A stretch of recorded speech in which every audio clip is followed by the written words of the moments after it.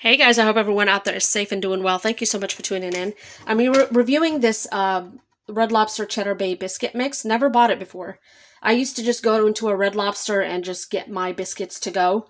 But first of all, I stopped doing that because they were too greasy, and two, they got too expensive. Okay, I'm not paying for six little nuggets for like for something. I'm not doing that. So I got this at Walmart because they were the cheapest for two something. I'll put the price in the description box below. That's that. That's that. You get the flour mixture, and you get this little packet here filled with garlic herb blend. Okay, we'll talk about that in a second.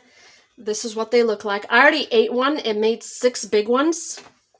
It says makes 10 biscuits, but I didn't want little nuggets, but that's on you. Okay, they are nice and golden and brown. Okay, if I do like this, you guys, they look pale. That's not what they look like. This is what they look like. And I've been picking at one. So when they were almost done, like maybe by a few seconds, I took a knife and I poked a few holes. Of course, I made them in my kasori.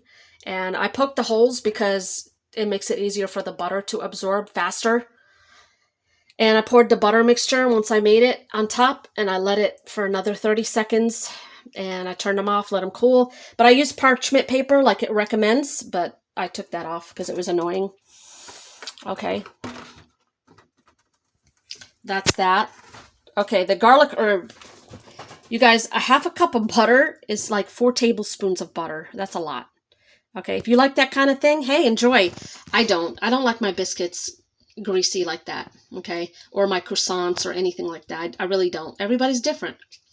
So I cut it in half to 2 tablespoons of butter plus this, and it was, you guys, more than enough, okay? Now, if you're doing the 10 biscuits or more than 6 or smaller than this, you might want to follow the directions as far as this goes.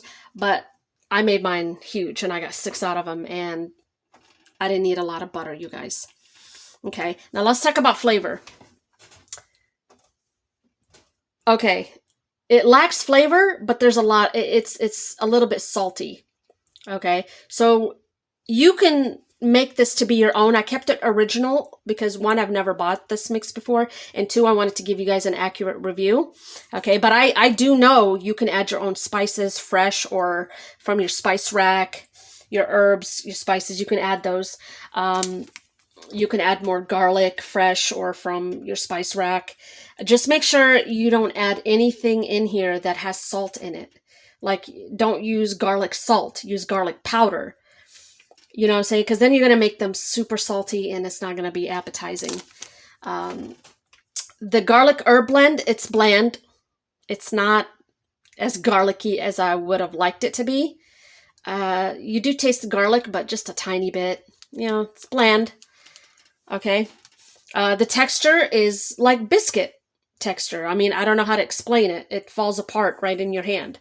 You know, it's not like a croissant or anything like that. If you've never had their biscuits, it's, you know, your grandma's buttermilk biscuits or your buttermilk biscuits. It's the same texture, just with cheese and herbs.